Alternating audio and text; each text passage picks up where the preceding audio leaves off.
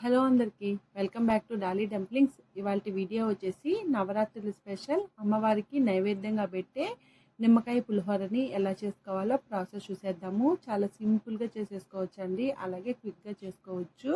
ఇప్పుడు ఈ నిమ్మకాయతో పులిహోరని ఎలా చేసుకోవాలో ప్రాసెస్ చూసేద్దాము. ఈ నిమ్మకాయ పులిహోర కోసం ముందుగా మనం 1 గ్లాసు బియ్యాన్ని ఉడికించి తీసుకోవాలండి. నేనైతే ఒక చిన్న గ్లాసు నిండా బియ్యాన్ని ఉడికించి తీసుకున్నాను. ఈ అన్నాన్ని ఒక ప్లేట్లో తీసుకొని చల్లగా అయ్యే వరకు చల్లారనివ్వాలి.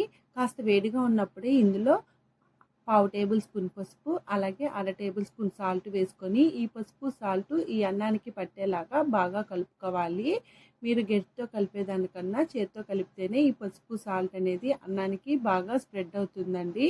అలాగే అన్నం గడ్డలు లేకుండా బాగా కలుపుకోవాలి. చూడండి, ఈ విధంగా కలుపుకొని పక్క పెట్టుకొని స్టవ్ ఆన్ చేసుకొని కడాయి పెట్టుకొని ఇందులో 3 టేబుల్ స్పూన్ల వరకు ఆయిల్ వేసుకొని ఆయిల్ వేడైన తర్వాత ఇందులో 4 టేబుల్ స్పూన్లు వేరుశనగ పప్పులు, అలాగే 2 టేబుల్ స్పూన్లు మినపప్పు, 1 టేబుల్ స్పూన్ పచ్చిశనగపప్పుని వేసుకొని మంటని మీడియం ఫ్లేమ్లో ఉంచి ఈ పల్లీలు, ఈ పోపు దినుసులు లైట్గా కలర్ చేంజ్ అయ్యే వరకు వేయించుకోవాలి. మరీ ఎక్కువ వేయించేయద్దండి.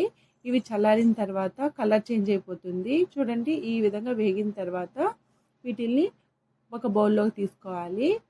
ఇప్పుడు ఇదే కడాయిలో 1/2 టేబుల్ స్పూన్ ఆవాలు, 1/2 టేబుల్ స్పూన్ జీలకర్ర వేసుకొని ఇందులో 4-5 చల్లమిరపకాయలని వేసుకోవాలి.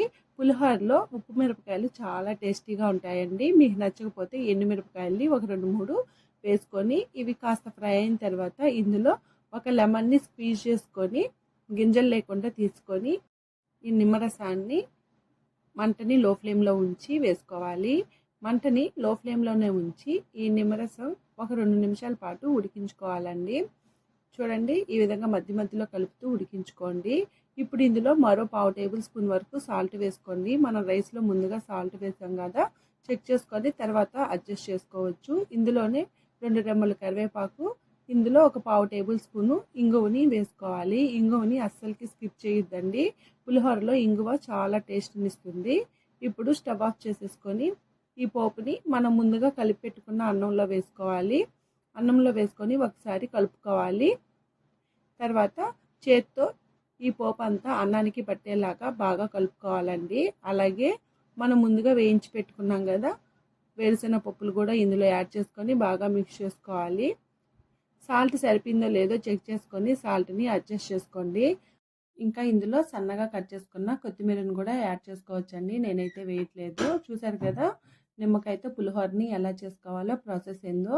ఈ వీడియో మీకు నచ్చితే లైక్ చేయండి, షేర్ చేయండి, కామెంట్ చేయండి. మరిన్ని రెసిపీస్ కోసం మన ఛానల్ని సబ్స్క్రైబ్ చేసుకొని నోటిఫికేషన్ సింబల్ని ఆన్ చేయండి. అలాగే ఈ రెసిపీని మీరు ట్రై చేస్తే మీకు ఎలా కుదిరిందో కామెంట్ చేసేయండి. Thank you for watching.